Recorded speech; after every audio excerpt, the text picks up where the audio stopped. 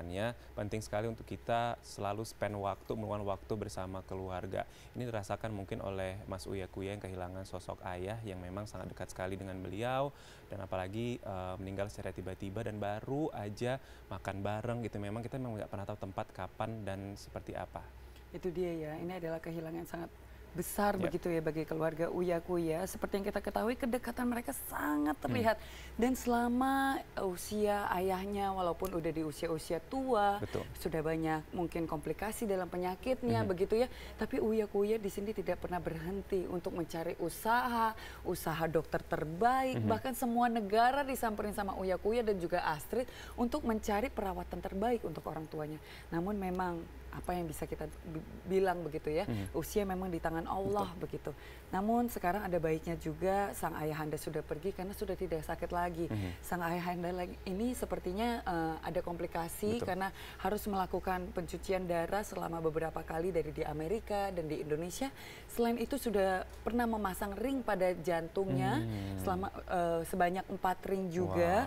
Jadi ada baiknya ya sekarang ini sudah tidak sakit lagi ayahanda. Dan usaha semua sudah dilakukan oleh pihak keluarga Uya Kuya juga. Tapi mungkin memang ada beberapa impian beliau yang masih belum tersampaikan ini, Jess. Salah satu adalah pengen sekali naik kereta cepat dari Jakarta ke Bandung. Seperti itu, sederhana sekali, namun itu bisa menjadi apa, memori atau kenangan yang indah juga bagi Mas Uya Kuya dan keluarga. Dan uniknya juga nih ya, sang mertua nih sangat sayang dan care banget sama Mbak Astrid juga gitu. Jadi kalau misalnya Mbak Astridnya misalnya lagi berantem apa segala macam, Mas Uya itu selalu dinasihatin oleh ayahnya. Itu dia ya, itu sangat-sangat jarang ditemukan di ayah mertua ataupun ibu mertua bisa ngebela menantunya begitulah daripada anak kandungnya sendiri. Sayang gitu ya. Jadi ini adalah sosok ayahanda yang dikenal oleh semua orang, terutama keluarga inti dari Uya Kuya ya, Mbak Astrid dan anak-anak, bahkan grandchildren-nya semua. Nah, kira-kira seperti apa update-nya dari meninggalnya ayahanda Uya Kuya?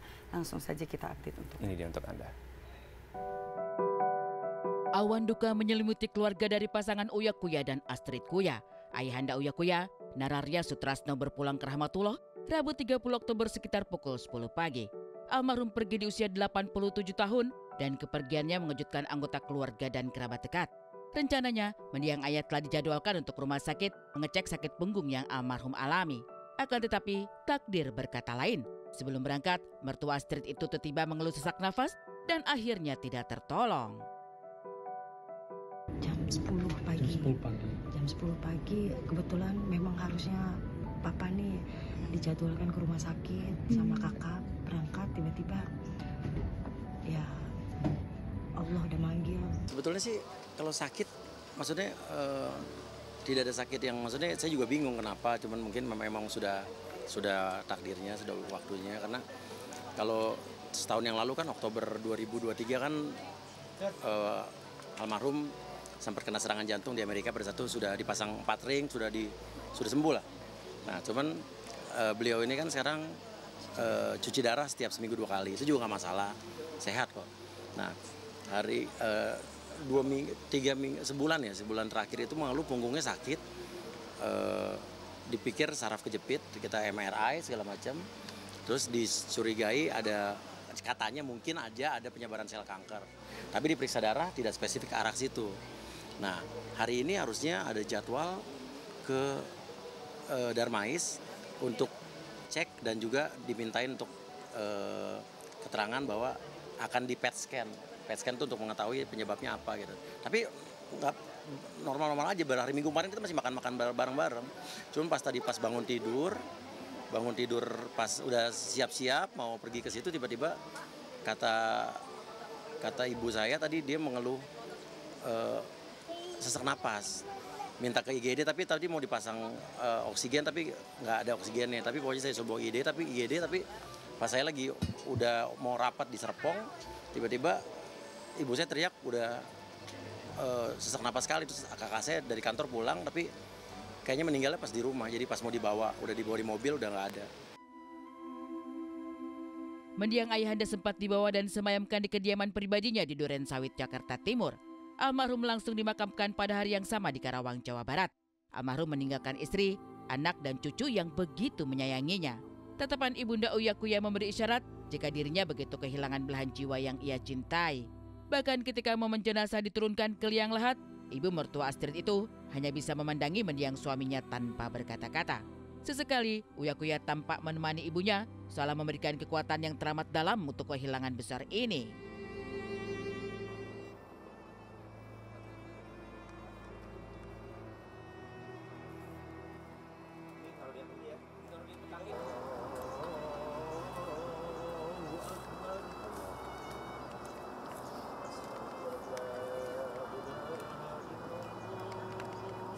أنزلناه في ليلة القدر وما أدراك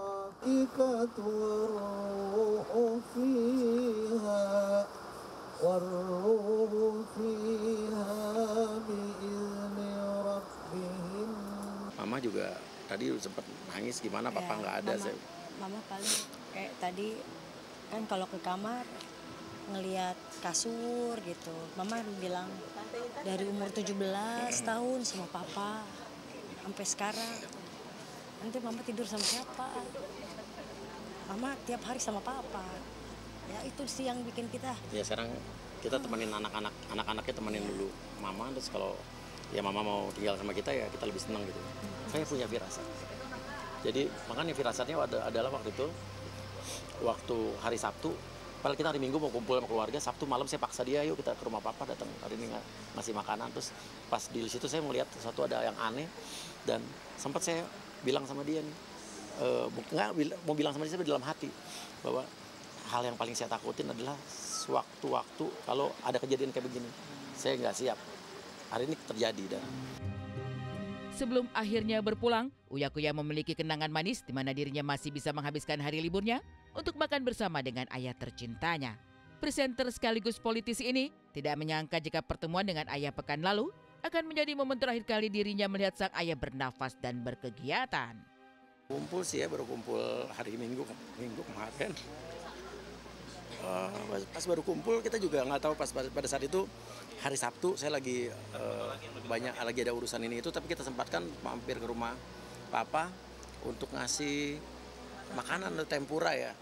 Padahal udah malam banget, tapi kita datang ke sana. Padahal hari Minggunya kita emang sepakat sama anak-anak, sama adik-adik, kakak yang lain, sama ponakan-ponakan mau makan siang di sana. Tapi Minggu malam kita tetap datang ke sana mau ngasih makanan. Sempat ngobrol, terus Minggu kita ke sana lagi, kita bawain udah masih ngobrol biasa, cuman masih kesakitan punggungnya kan. Dan beliau juga kita nggak kasih tahu bahwa sempat ada dugaan mungkin aja ada penyebaran sel, tapi kan ternyata di periksa darah juga tidak ada gitu kan. Jadi yang kita tahu pokoknya beliau hari Selasa ini, hari Rabu ini mau ke Darmais untuk PET scan untuk ngecek kenapa penyebabnya tuh apa, tulangnya katanya ada yang hilang gitu ya, ada yang rusak, jadi itu yang bikin sakit punggungnya. Tapi tadi pas mau berangkat aja tiba-tiba sesak napas.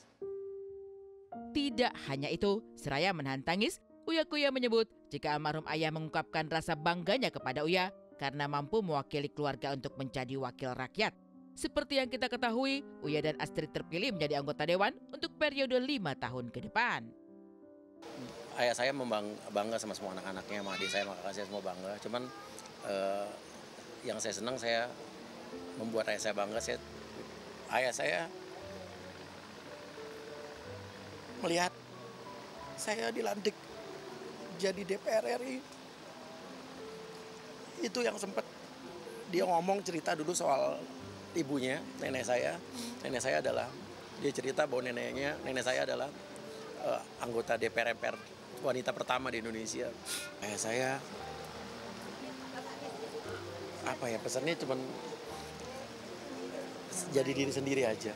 Jadi tetap jadi saat apapun yang kita lakukan, mau jadi artis, mau jadi DPR, mau jadi apa, kita harus kerjakan sepenuh hati dan benar-benar dengan ketulusan hati. Jadi ya saya janji bahwa apa yang saya lakukan nanti ke depannya jadi DPR ini akan seperti yang putri saya, ya benar-benar jadi anggota dewan yang pro rakyat, yang bisa bikin ayah saya bangga.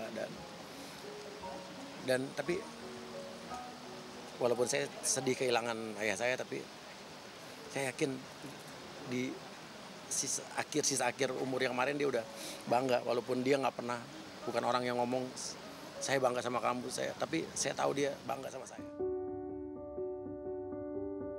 Untuk terakhir kalinya, Uya Kuya ternyata memiliki keinginan yang belum ia bisa wujudkan demi baktinya sebagai anak.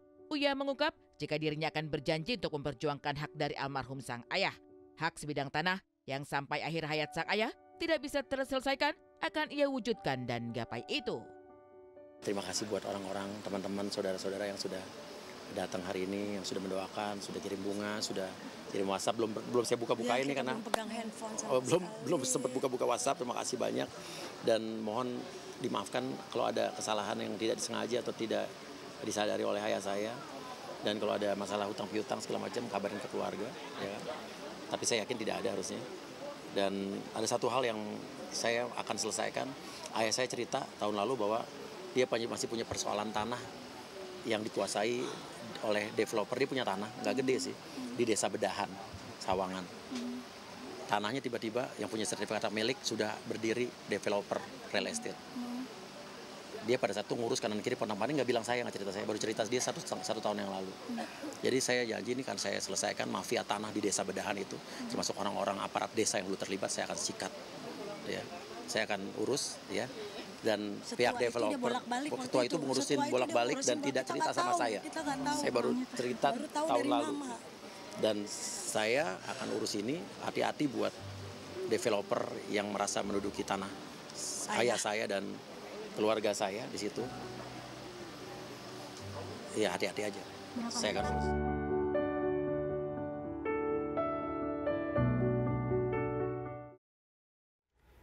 Mas Uya, Mbak Astrid yang kuat, semoga diberikan kekuatan dan ketabahan untuk menghadapi hal ini. Pastinya kami sekeluarga besar dari Insar mengucapkan turut berduka cita sedalam-dalamnya ya. Semoga apapun yang sudah dialami sama keluarga bisa tetap membuat hal keluarga ini menjadi lebih kuat lagi. Dan tabah ya, amin ya rabbal alamin.